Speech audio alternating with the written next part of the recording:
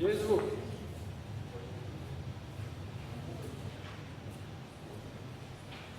We've got some troubles with our translation system.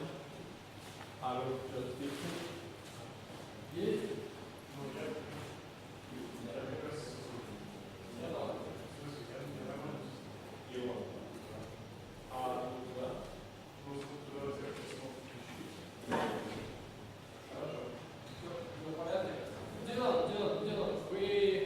We may start now, so start when you're ready. Okay. Ready to go? Yeah. Okay, well, thank you to everyone, to Alexander, the organisers of the event. I apologise that I can't be there in person, but I'm happy nevertheless to be talking to you by Skype. I hope the event goes very, very well. And please let me know if I'm speaking too fast. I will try and speak slowly to accommodate the technological problems. Okay. The dark entity, phenomenologies of home, the home at night. You are home.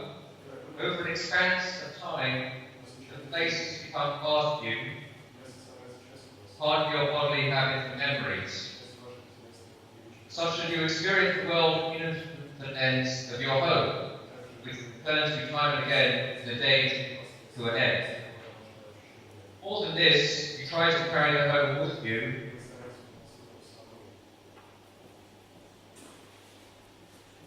as a that world. Together, you and the home co-inhabit the same world, such that you both share a joint understanding of each other's intimate existence. Just as the home bears witness to your regarded moment of the world, so you have become a witness in the home's own evolution. In turn, home in its specificity of the place of the world is integrated into your perceptual horizon.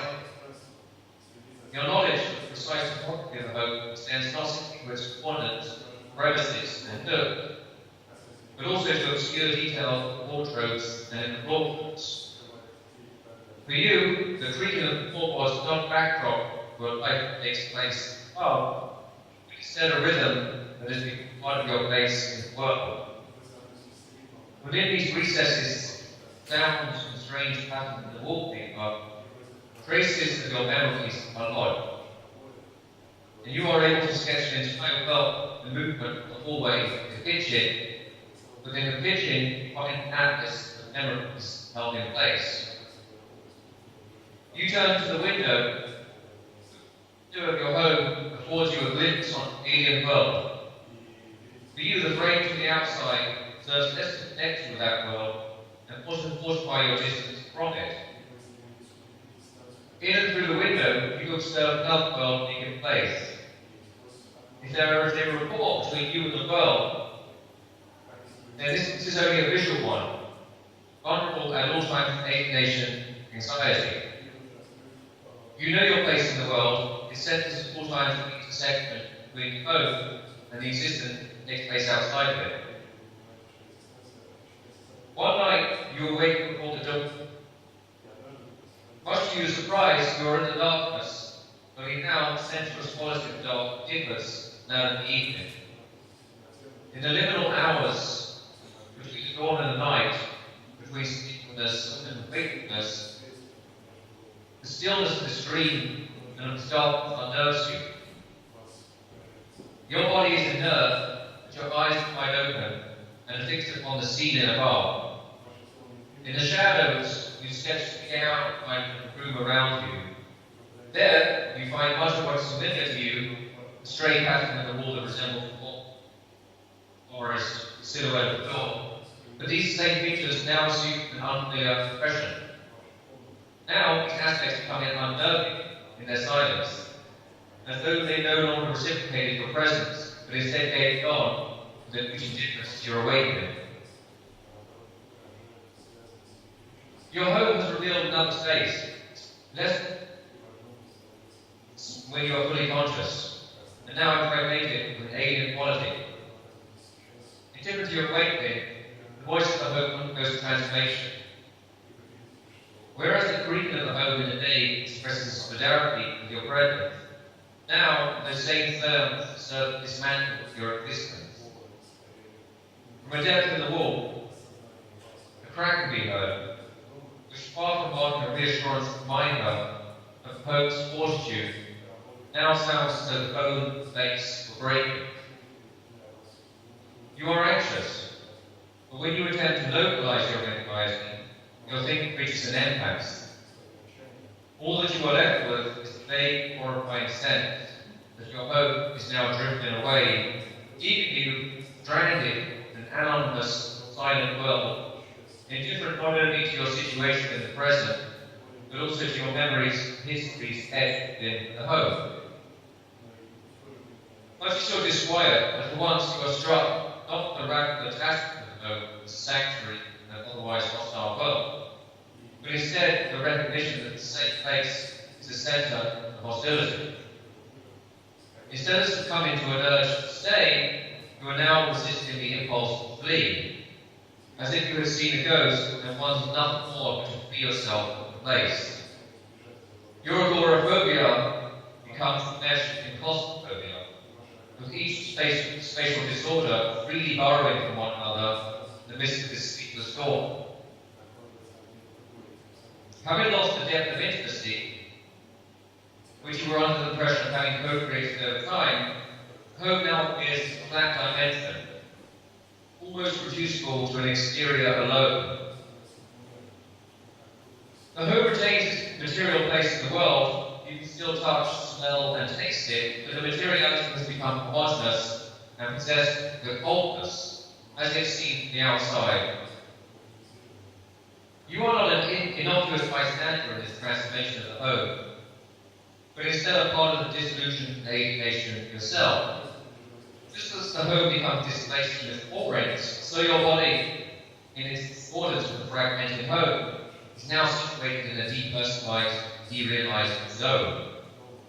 As with the home, which is no longer accessible as your own, so the same is true of your body. The thing lies motionless, unable to rid itself of bad night, reviewing acts of sleep. In each case, the home and the body, these two pillars of stability, project the narrative you impose upon them. Something at night intervened in the narrative, unveiling the contingency of body in relationship to the home, and revealing, in the dead of the night, the anonymous infrastructure of the home or dawn. In this lecture, we would like to confront two nightmares. The first nightmare is that of the amorphous nightmare of being and becoming homesick, of losing home, and of becoming imprisoned within a home. The second nightmare is that of the nostalgic attachment it makes, an attachment which does less to restore the home for the present and more to alienate it from time.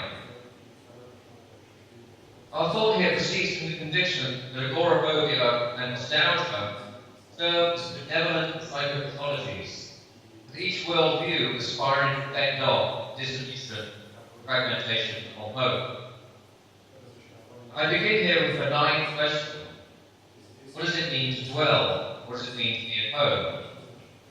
To be at home does not simply mean implanting oneself in a concrete spatial unit. To dwell requires more than this, and indeed occurs in a more primordial way than that of simply inhabiting space. This sense of being at home is a sense that derives from a certain relationship, in which the world is available to me as a constantly unfolding set of possibilities. If the world resists us, as it will do, then this resistance only gives us space to assert predefined our relationship to the world. A home that emerges in a twilight zone of the night day reveals the materialization of a non-possessible strangeness that is ordinarily masked in our everyday experience of being at home. On a phenomenological level, there can we no doubt the importance revealed in this act of waking up, finding us in these surroundings, shrouded in an atmosphere of speechless. In the moments prior to full consciousness, in which the sleeper is not yet fully open, this in-between state closes in the very genesis of things the student immediately do. Indeed, in this micro-phenomenology, we are faced with conjoining two different worlds colliding in the same body. One part sees trust placed in the world that allows us to sleep, and the other part disrupted by the alienation that is unveiled through this awakening. More than a partial glimpse of something transient and trivial, this vision of waking up and sleeping captures the trace of an elemental existence that is ostensibly veiled in the confidence we assign to the world.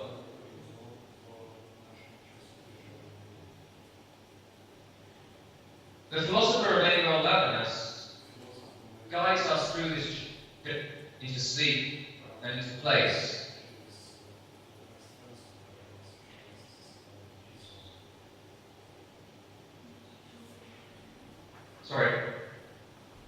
I'm sorry, the connection is... Can you still hear me? Sorry, I'll switch on the camera so you could continue after I will switch it off.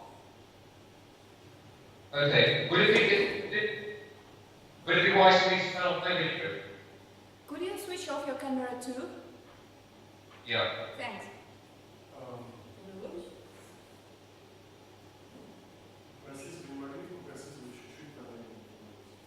Right. And also, could you please speak a little bit slowly? Yeah, of course, sorry. Thank you. Yeah, I'm sorry, I'm just trying to turn this. It's okay. Okay. Thank you. Can you hear me now? Yeah. Is it any better? Yes. Okay, can you just bear with me 2 minutes? I just want to try something different. Sure. Is that hello? Yeah, sure. Okay, sorry, just give me 2 minutes. Yeah, take your time.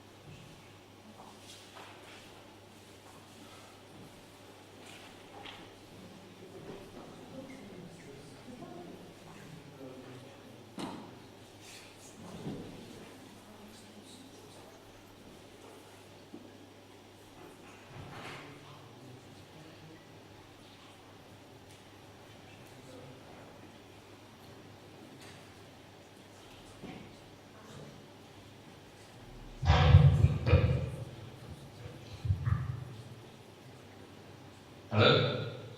Hello, can you... Okay, you still hear me? Yeah. Is it better? Yeah. Yeah, sure. Okay. Alright, I'm gonna continue if I may. Yeah, sure, go ahead. Okay. The philosopher Emmanuel Levinas guides us through the journey into sleep and place,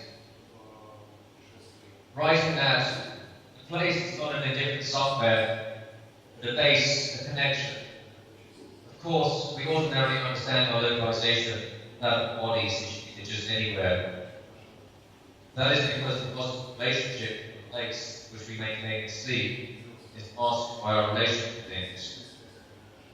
Then only the determinations, surroundings, and of the settings in place of habit and history give an individual character to a place to sleep up home.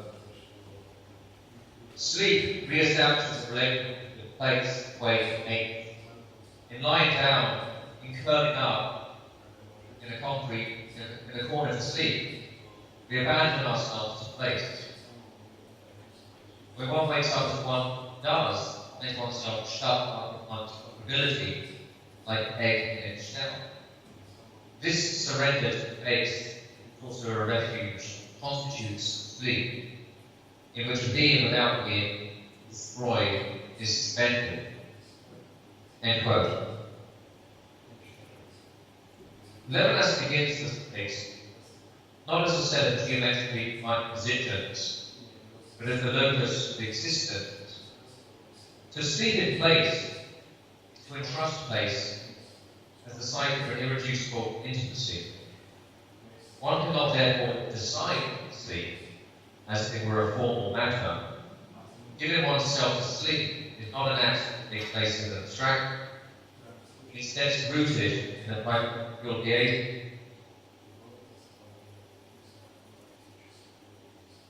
Establishment of our relationship with place, purpose as a duty, with faith has all become sanctity. But as it, constant, our movement is constant, and our expectation is to be in the same place.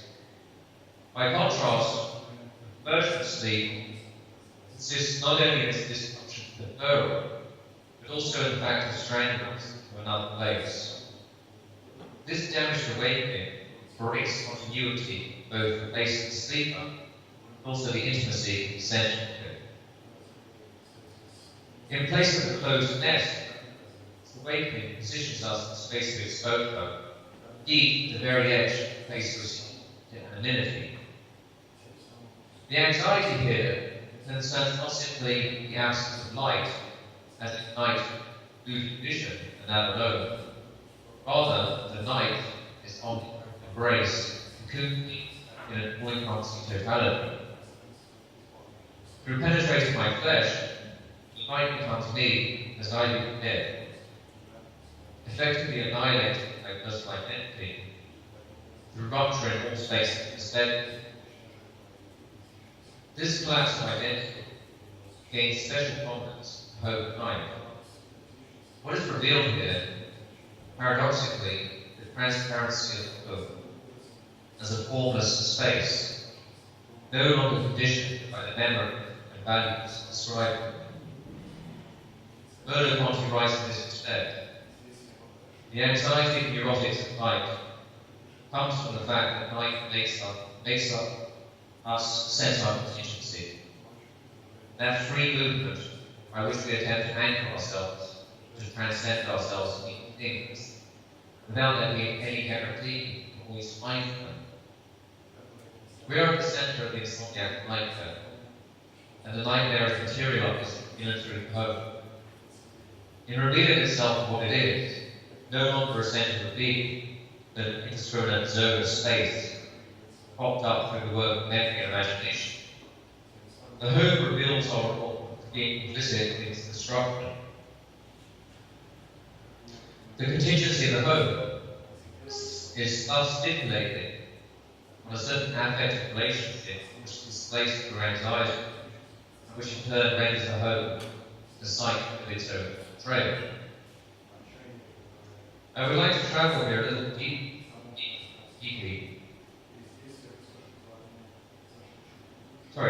travel deeper into the shadowy side of the hope,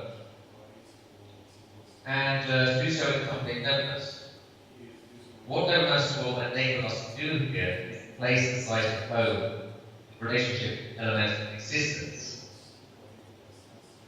Indeed, Levinas is an astute reader of the night, and he perceived not Merleau-Ponty in describing the night, not simply in phenomenological terms, but as a site of an anomalous being, which can occur in the midst of day. This separation of the night from its phenomenal status underscores the role of the night as a disorder in our relationship with God.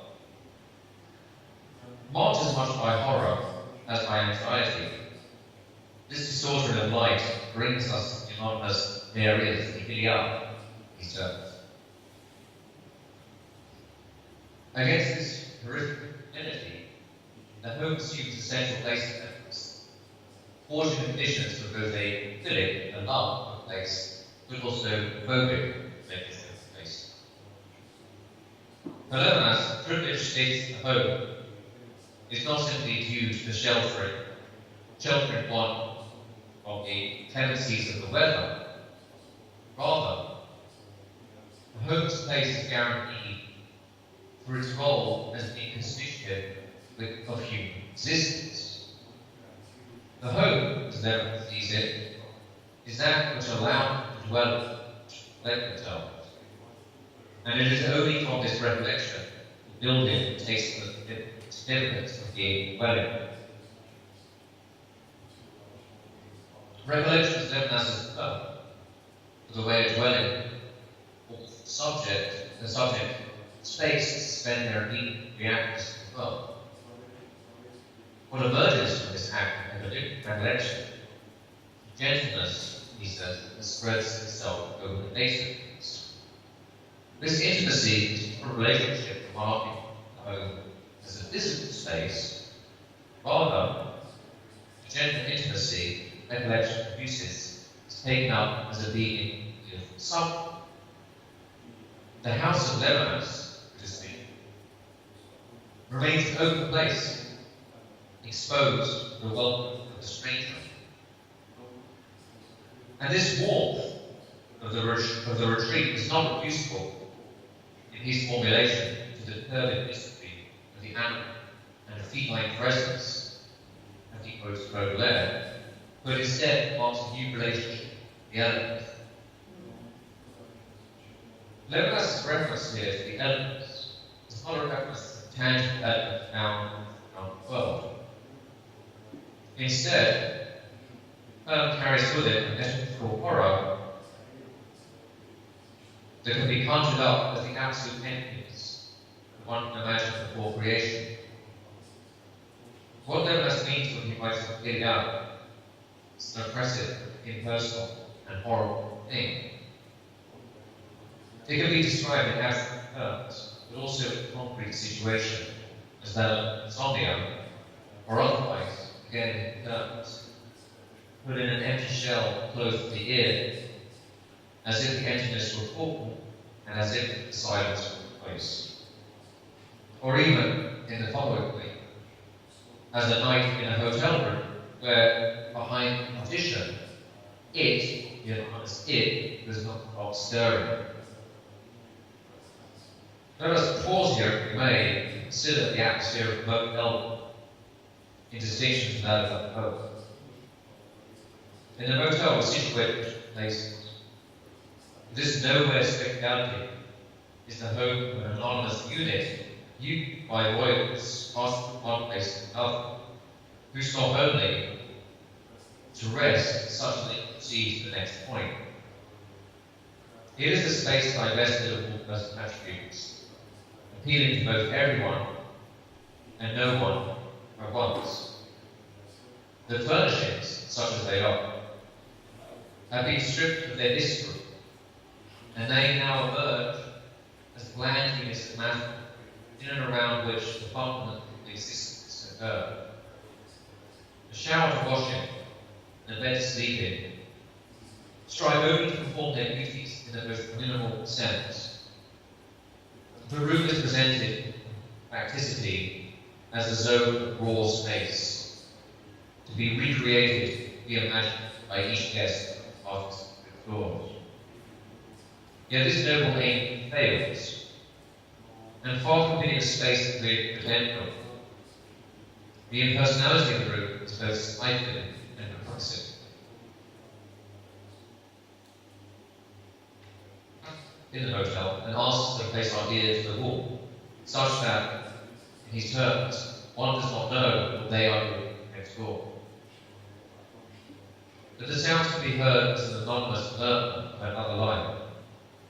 If there is life going on elsewhere, then it's nameless and without.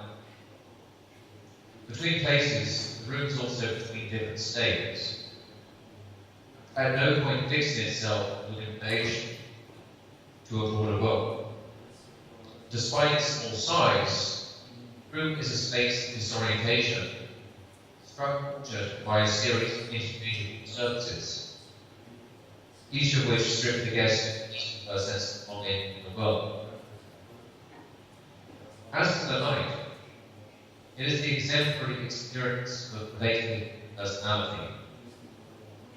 Thus, the night positions itself as an ambiguous spatiality, at once given to the period, while at the same time withdrawing from it. The primordial anxiety of the night is absolute. Thanks to its power to form things, the night enters the home as an invading presence, not as a pure negation where everything is way, but as Levin's absolutely unavoidable presence. In the facelessness of this nocturnal silence, subjects are pacified before a silence which, if interwoven with home, nevertheless infinite. As such, the night induces anxiety in its capacity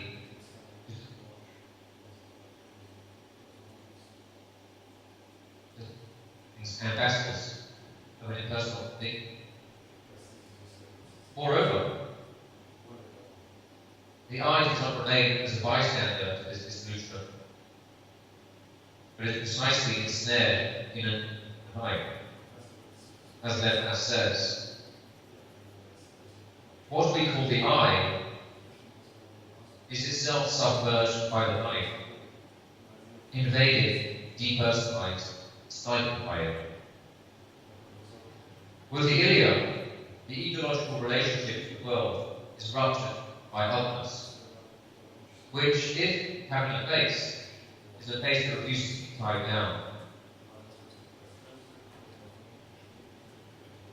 Levinas writes, there is a nocturnal space, but it is no longer an empty space. Darkness fills it like a content. It is full, but full of the nothingness of everything. Into this heavy atmosphere, the night testifies to something outside of itself, to that which cannot be contained in darkness. Even if it is only inadvertently that ilia speak.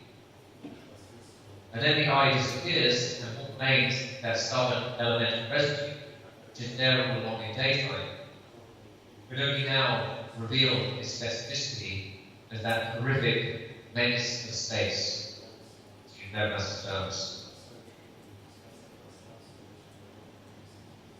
Nowhere is the menace of space clearer than in the case of agoraphobia.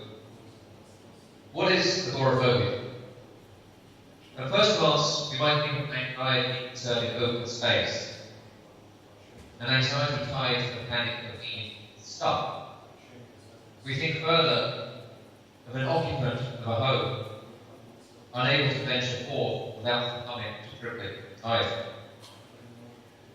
Yet more than this, agoraphobia concerns not simply an inability to venture forth from the home, but more fundamentally, an inability to be at home in the world. One such way to approach this troubled relationship with home is through the work of Gaston Bachelard, who could be understood, I think, as the philosophical agoraphobe par excellence. As with Levinas, Bachelard begins by asking, what is a home? For him, the importance of the home is guaranteed through its role as mediator between memory and imagination. And to this extent, is his formulation, real cosmos, in every sense of the word. What ensures the home's survival is its inhabitation, as he has it.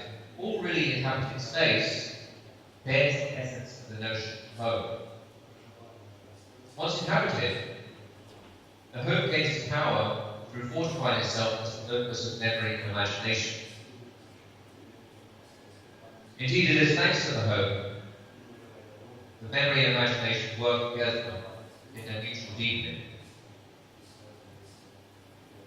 The home, Bachelard says, is a place of memorial. It allows us, in no uncertain terms, to live exhalations of happiness. This place of dreaming serves also to restore and renew the dweller back to their unity.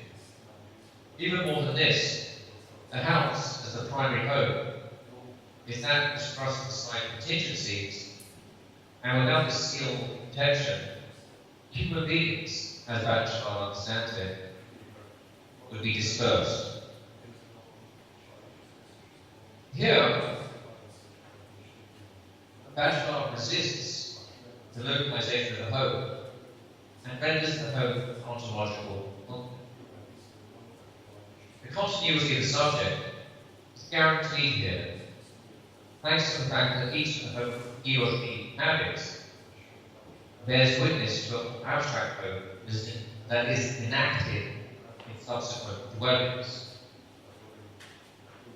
All of this is thanks to the fact that the home reanimates what was there all along, a literally unforgettable home that is manifest in Bachelard's terms as the embodiment of dream. To approach this dream, Bachelard conceives the phenomenology which he terms topo-analysis.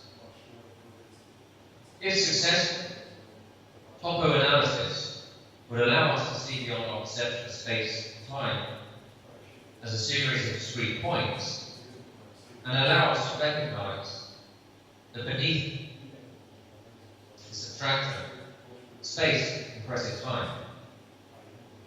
The recognition is a source of restoration. Through it, our relationship to the world is renewed, thanks to our heightened attention to the power of place as rendering memories motionless.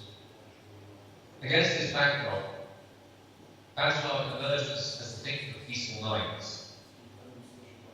Indeed, if sleep provides us with a trace of horror in Levinas, then in Bachelard it offers us the opposite, as he writes.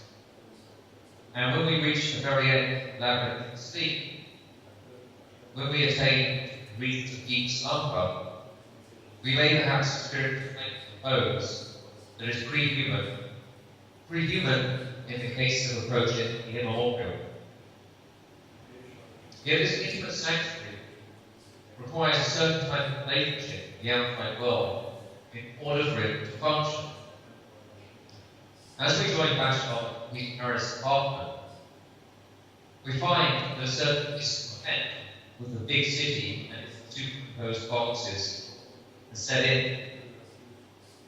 What Bachelard finds especially disturbing about the Parisian apartment is the lack of roots, compounded by the jarring assemblage of space built upon space, crammed into a unit which deprives the dweller not only of the heroic quality of staircase,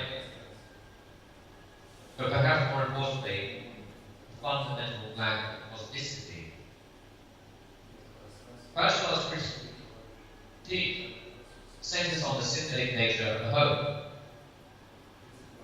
Lacking roots, the home is unable to grow.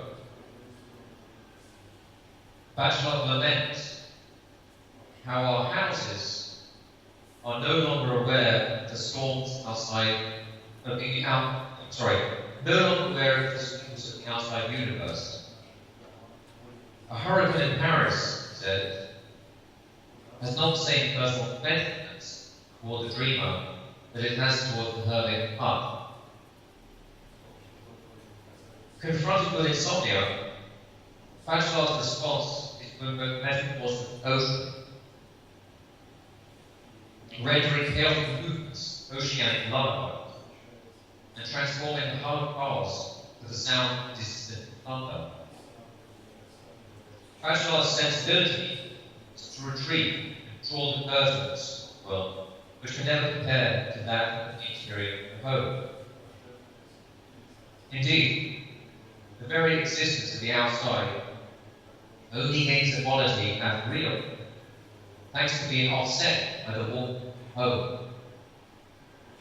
What do you think here of Bachelor's evocation of Baudelaire as the great dreamer of curtains, who added heavy draperies that hung down the wall to protect the winter quid from the cold?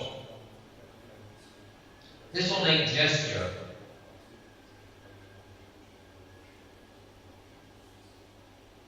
could also mould and define the outside according to the needs of the home's interior.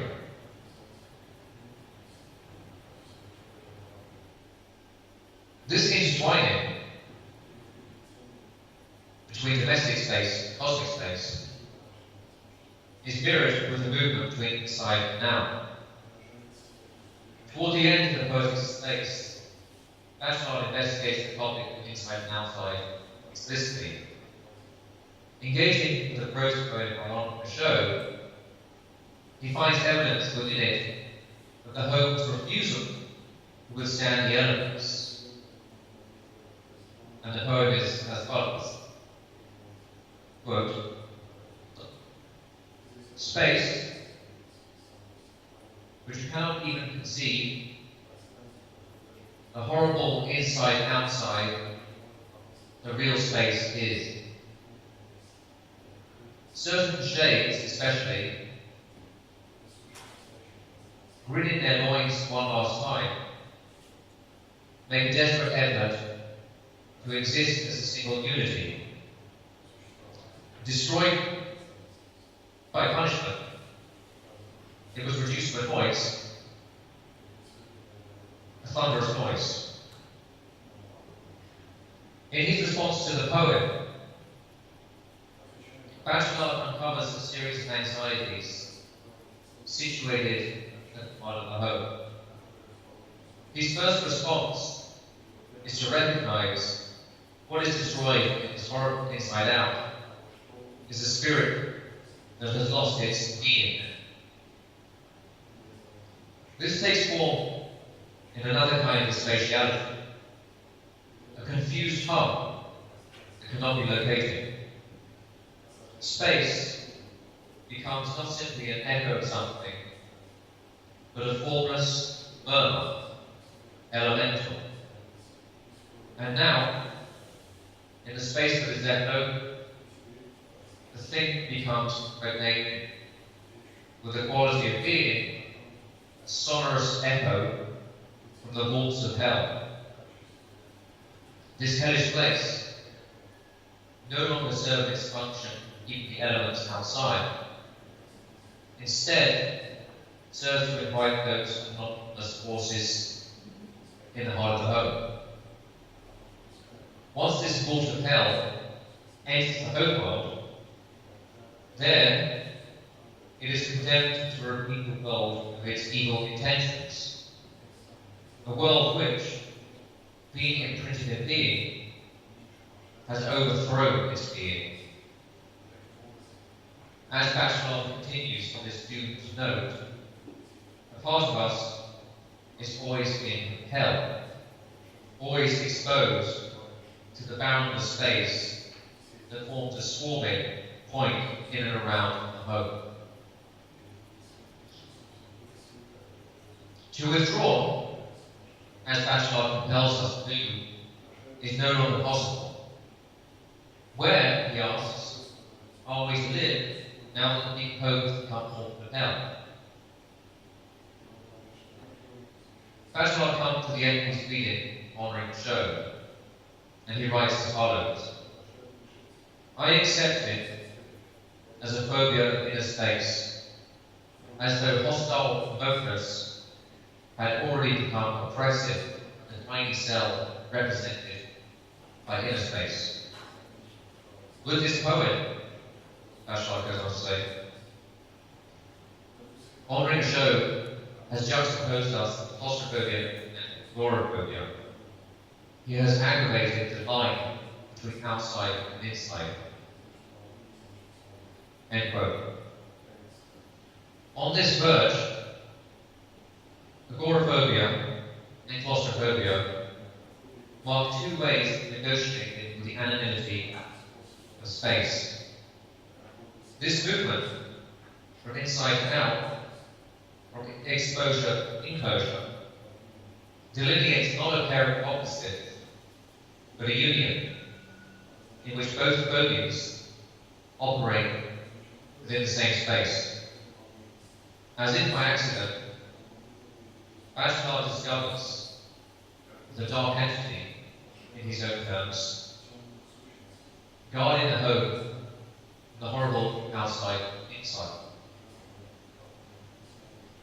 Here, Bachelard positions himself around the limit of the home, the limit which both the excessive space alongside the absent space hinges on the same diagram.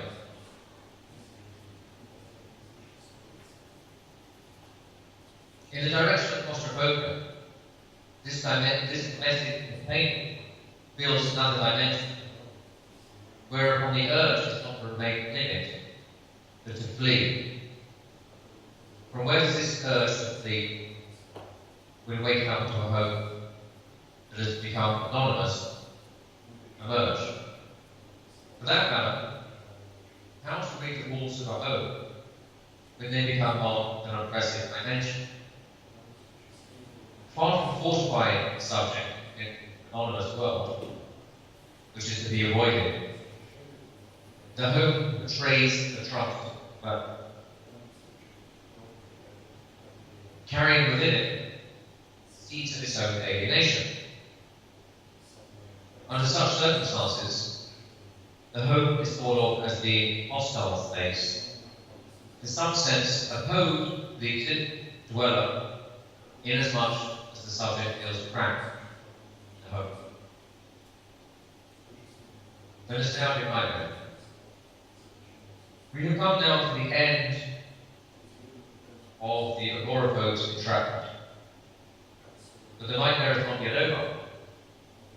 The pulse of anxiety that beats in the heart of the agoraphobe reappears in cases of now. The reason is as follows. Both world mutants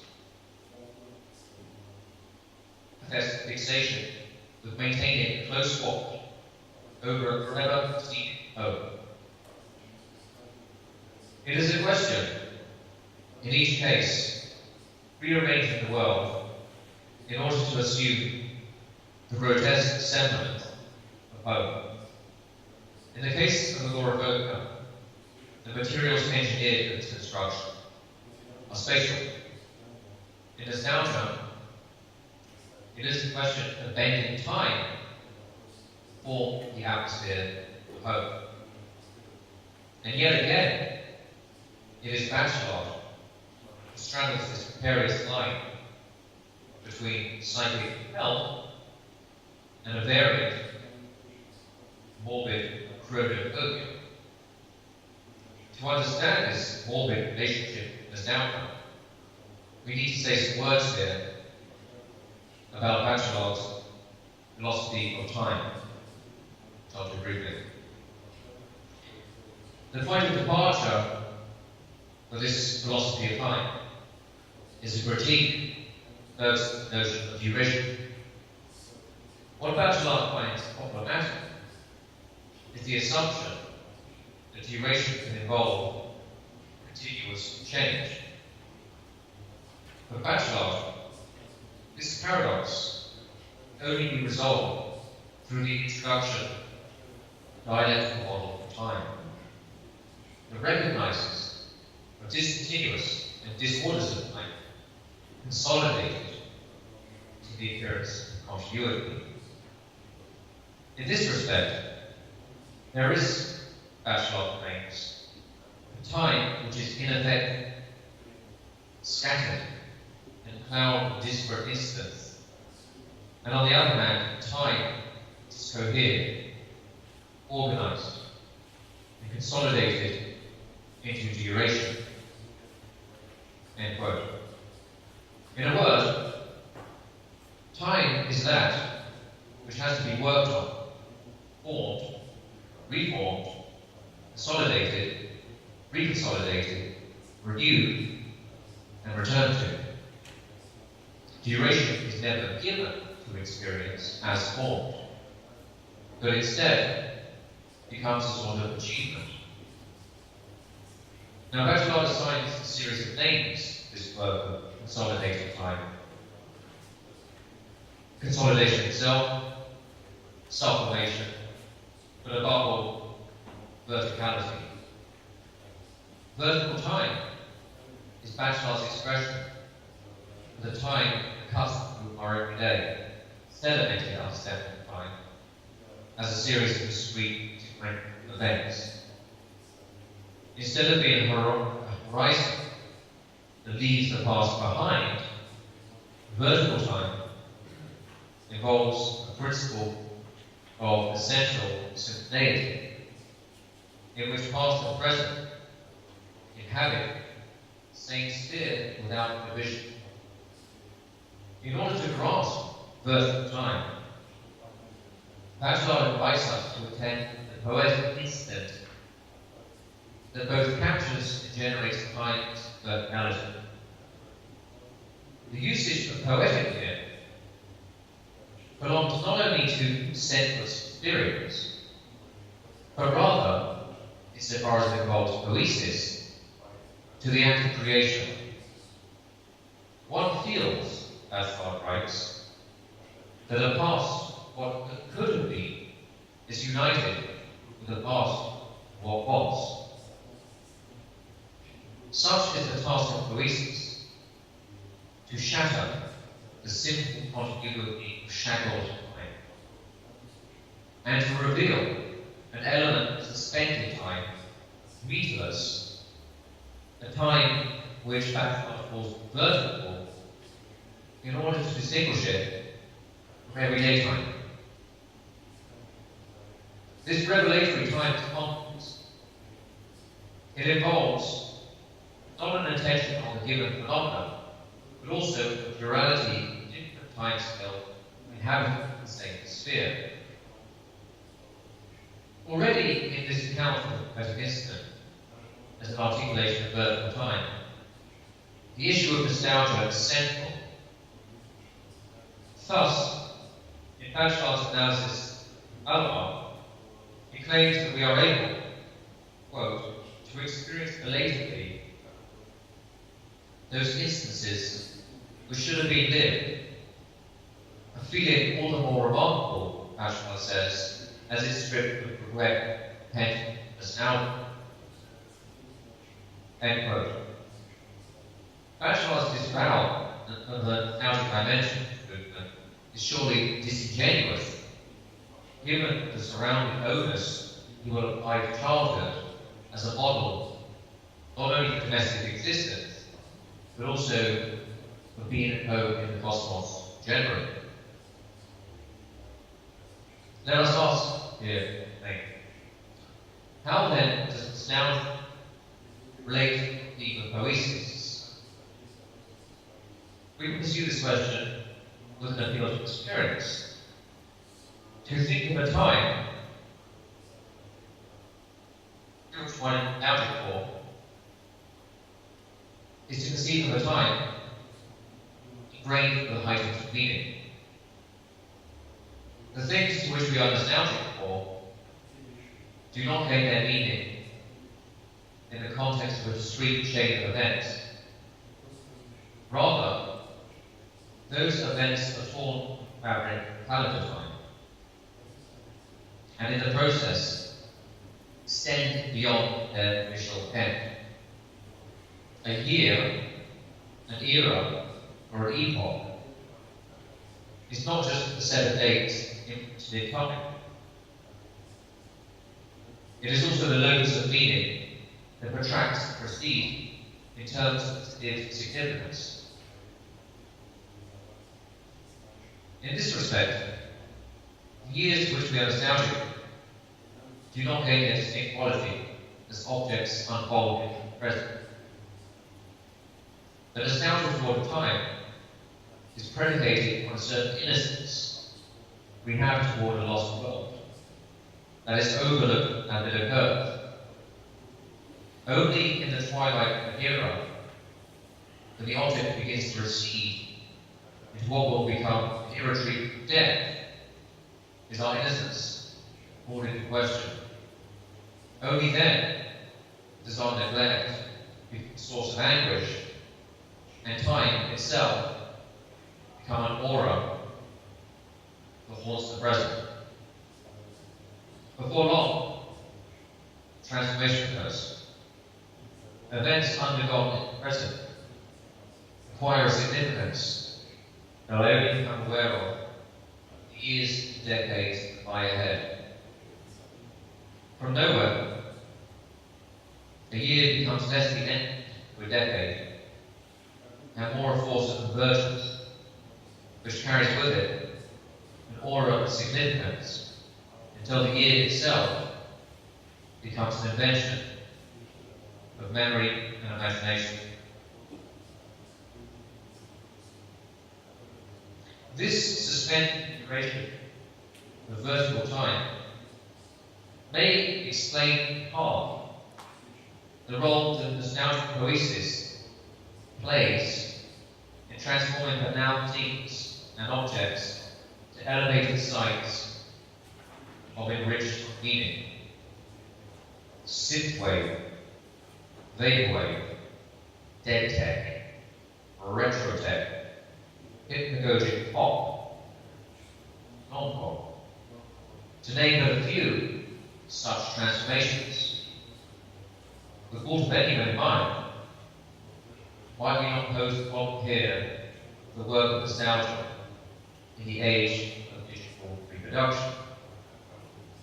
And I think the case study here is instructive, what you might call nostalgia, and nostalgia for shopping malls in their death throes. Why then shopping mall?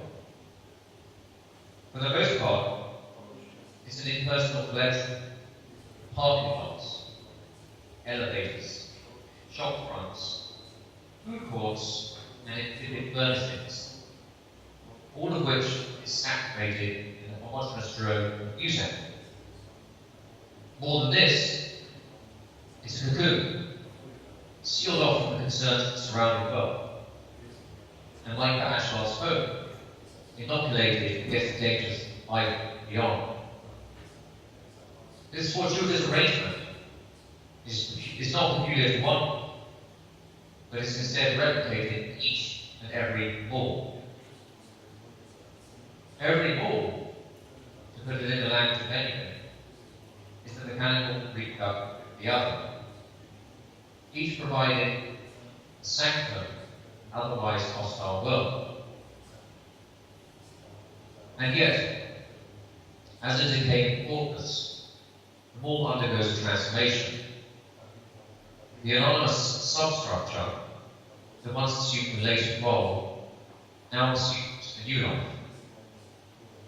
Far from killing off the mall, the advent of the dead mall gives space for the materiality to articulate itself with amplified narrative. Depopulated, bland furnishings and empty storefronts protrude from the place, and in doing so generate a new presence. Certain areas of the mall have evaded death, while others have fallen to abandonment. The music that once serenaded thousands of shoppers continues to play, only now to an empty audience. Meanwhile, the water fountains that were once a central meeting point remain intact, but the water has ceased to flow from the tips of the fountains, and the fish that were once swimming in the pond below have long since died. The surrounding space is not a set of affordances. Rather, space unfolds as a series of dreams that haunt the present. And here, Baudelaire preempts this logic of nostalgia. In The Swan, he'll write as follows: Paris may change, but in my melancholy mood, nothing has budged. New palaces, blocks, scaffoldings, old neighbourhoods are allegorical to me, and my dear memories are heavier than stone. Now, if we simply replace Paris, France, with Paris, Texas, or any other Paris, then we find that Baudelaire stands against the decaying neon, the mall's food court, and amongst fluorescent light, water features, marble floors, tropical plants, and mirrored ceilings. Each of these artifacts, serving as a souvenir to have escaped the destruction of time, opens up a world partly lost and partly recovered.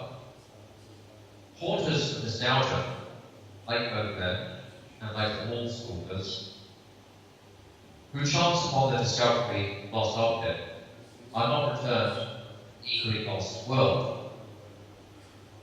Their objects operate as fragments that spur the dynamics of memory and imagination, and in this respect, bridge the abyss between distance and proximity. Nostalgia of this sort presents us with a nightmarish architecture. Only the nightmare is not suffused with anxiety. We are far removed from the dissolution of the home night. Here, the nightmare seeks to awaken, and in the process, breaks down the barriers between the dream. As with the nightmare, in the nostalgic vision, time has come to a standstill and assumes mythical dimension. This is clear enough in the dead one, as it is in Baudelaire, or for that matter, Bachelor's parents. Far from returning to the past, as though the past were a static landscape, we instead occupy a place between times, situated in the suspension of the past and present, and united, so far as the point of separation by divergent times has become deferred. Nostalgia's time is suspended in Bachelor's sense of expression, an order of time governed by memory and imagination that does less to restore the past than it actually was, and more to recreate more of, that allows us to reimagine, re-experience the past with new intention. In turn, consolidating that time which is in effect scattered in our disparate instances. Conclusion. Those who are afflicted with nostalgia for halls will likely not perceive it. The hall is not an origin, the equivalent way one's child home marks the source from where an individual usually emerges into the world. Yet those who go in search of halls do so with a tacit conviction that their journey will lead home. For them, home is engineered by the consolidation of time and driven by a nostalgia that is never assuaged, much less resolved. The same is no less true of growth. Anxiety becomes the sign of myth, and in the process, a dream city is born, which is structured by a series of boundaries and borders, which not only keep the agoraphobia safe, but also preserve the city as a myth. Both agoraphobia and nostalgia establish homes on the surface of alien planet, both venture into the basement, not to encounter the dark entity of which Maslach spoke, not with a desire to draw it to the clarity of daylight, but with a view to preserve the nightmare that keeps hope alive. And thank you very much. That's the end.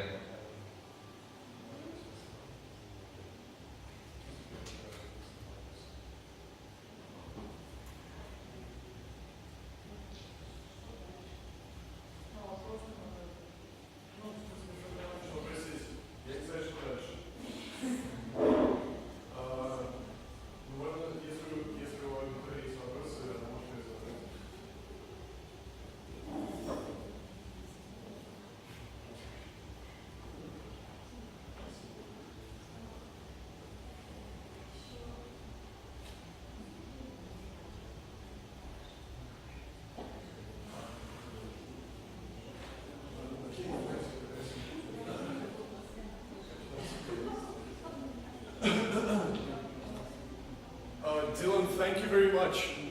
Would we rather open the floor to the questions? Yes, absolutely. That's no problem. Okay, and just in a matter, we're just trying to figure out what we do next. Would we have a certain small break so then you would continue with another lecture? So what was the initial proposition? Well, the proposition was that the lectures were consolidated. Oh, and Yeah. and they will seamlessly follow one another. Okay. Yeah. Right. Ну да, друзья, можно тогда сейчас задать вопросы, или если же их нет, то сразу пойдет вторая часть лекции.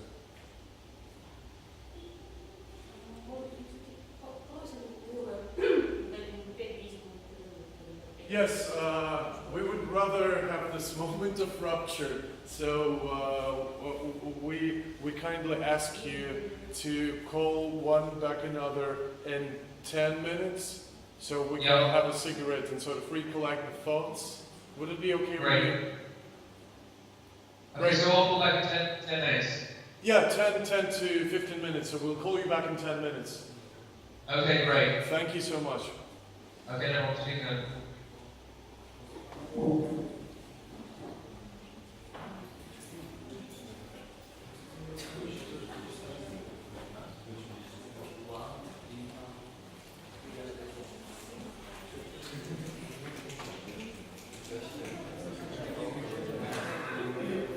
Да, я сейчас напишу.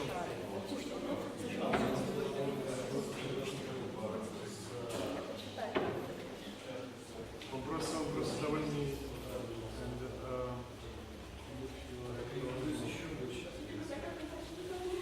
А ты слушала без наушников, да? Ну да, я совсем не знаю, как это произносится.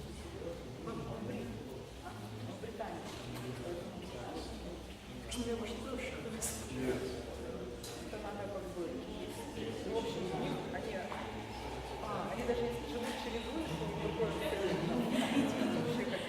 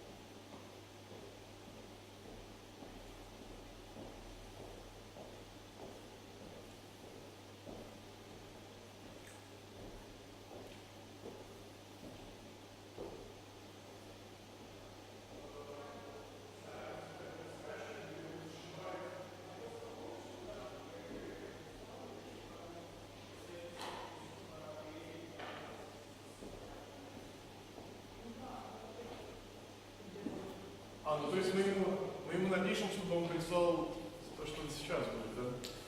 А он не делит, ты что? Нет, он сказал, что он вернется сюда к 7:30. То есть буквально через 5 минут он должен подойти. То есть, раз ты слышал текст на английском, посмотри сам. Потому что, по-моему, это то, что он только что читал.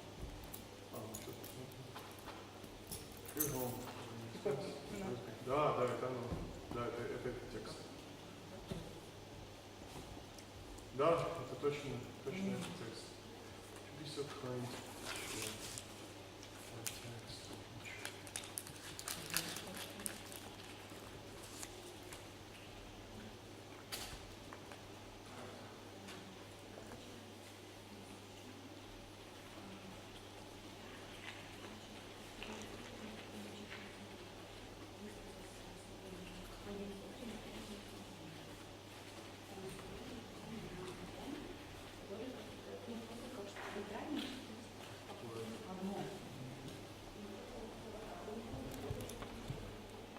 Народ, Максима никто не видел. Сейчас Ему уезжать надо, он пропал куда-то. Кто? Максим не. Вы тогда ему передайте. Не, вроде он Я не знаю, где его искать. Вроде он тусовался вот прям. Исчез куда-то.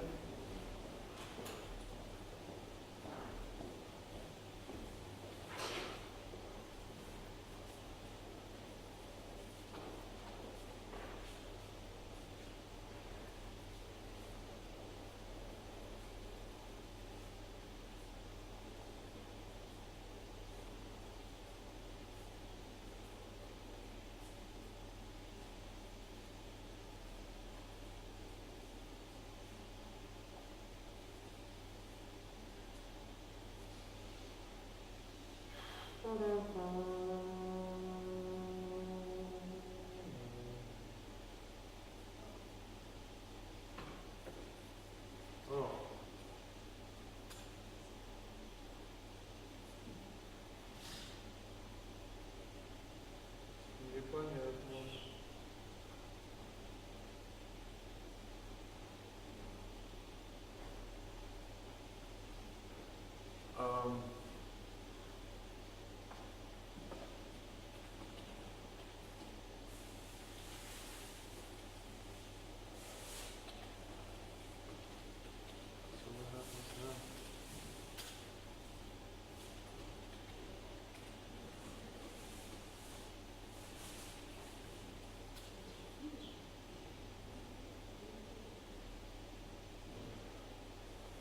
Да, это немножко спойлер.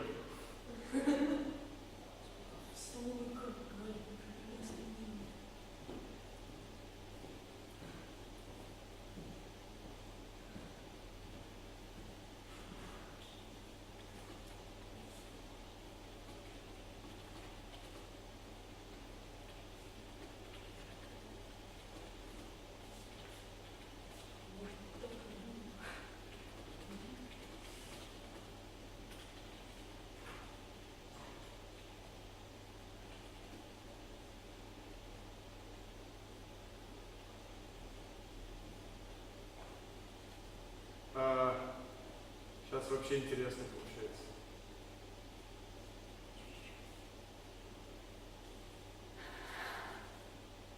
То есть, как будто бы Все прошло уже. часть первая и часть вторая только что произошли. Вы читали «Феноменологию ужаса» нечто? Да? Нет, сейчас русская, сейчас... читал. А?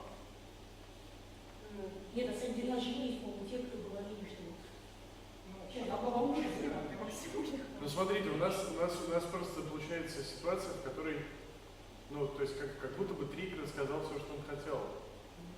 И сейчас мы можем пообсуждать, например, феноменологию ужаса и уже, ну, просто вот малой группой. Нет, подожди, это интересно. То есть, если пообсуждать, то будет семинарский формат, и все-таки будем говорить о его, то есть больше шансов, что они поймут.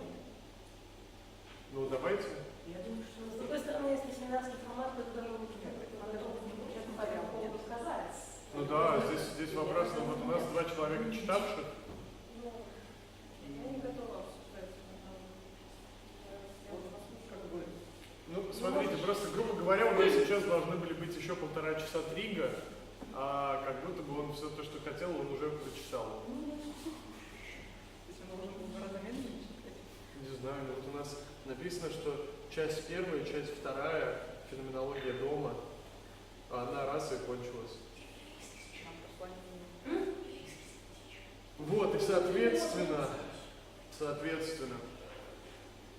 мы можем просто поиспользовать Тригга, раз он дан нам, либо сказать спасибо Дилану, мы проведем время по-другому. Александр сказал, что 10 минут. Ну да, и к нам сейчас, по идее, Великий должен прийти. Ну, можно сказать, что пусть пока рассказывает про феноменологию ужаса, а потом придет Вилейский, что-нибудь с этим сделает. Да, можно так. А ему звонить нельзя? Что мне странно вмешиваться в судьбу вашего трека. Трек такой трек, да. Okay, we'd be happy to discuss and ask for a small presentation on the thing. А будет дискуссия, это реально? Я думаю, да, не знаю. Ну, то как бы аудитория была... So the Russian is published. Those who are in that service. Можно так тактично сказать, да? То есть, ну, как мне кажется, это... Beautifying, да? And have a vague. Maybe, yeah, but maybe you Maybe they can, Make it even more vague. maybe you can give us some sort of introduction. And be happy to know more about the context within which the work is produced and the ways you see. Пока подождать великий занят. Или он будет все равно учиться? И как он будет? Я. Может, мой проблем, да?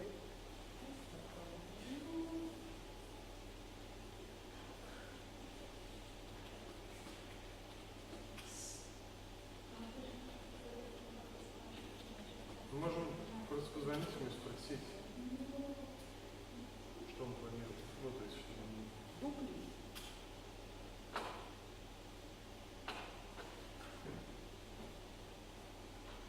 No. I am busy. Кстати, надо... I have plans. No problem, Kenny. I need to get the book. Okay. Ладно. Я не знаю, каков был план, но мне кажется, его поломали. Непонятно.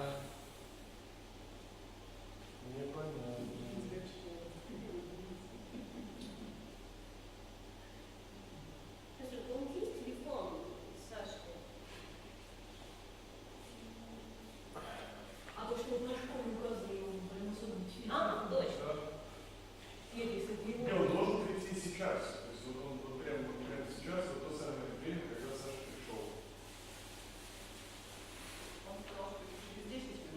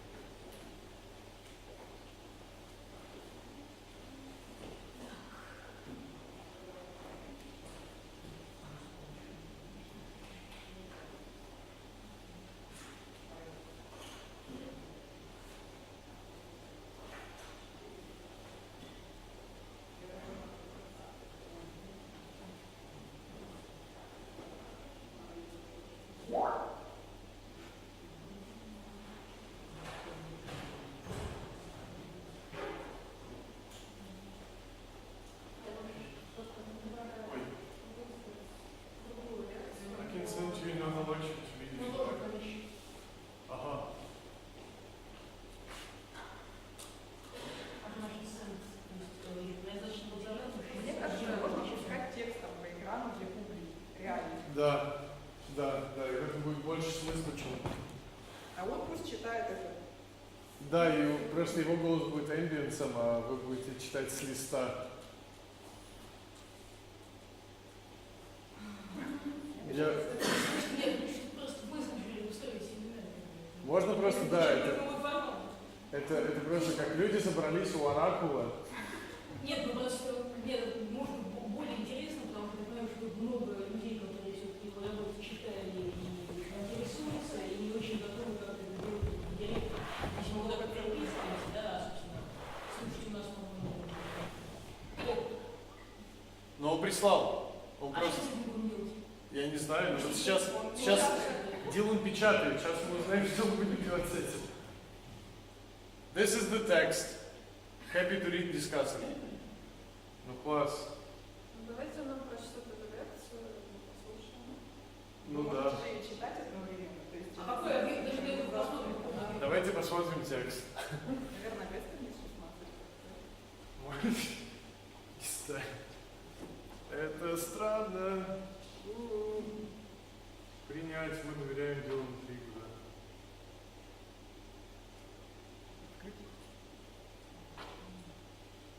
Это покороче. Тут поплотнее. А ты когда переводишь, тоже пользуешься? Чем-то планшетом?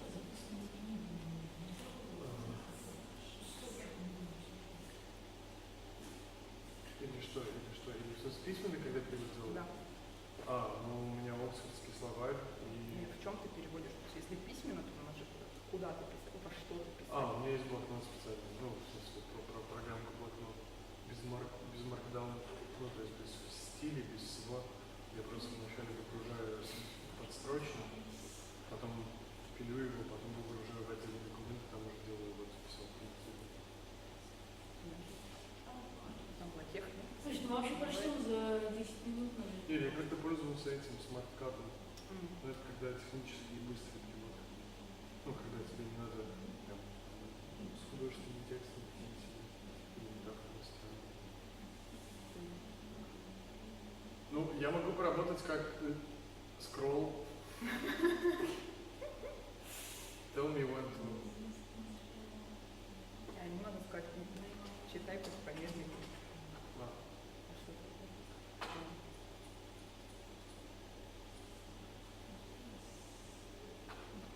Вот там, конечно.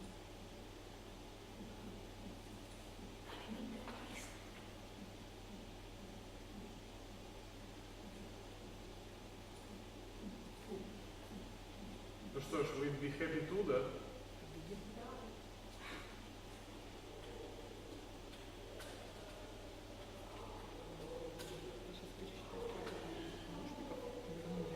Мне кажется, что все, да. Оставалось 3. Нет, а мы любим.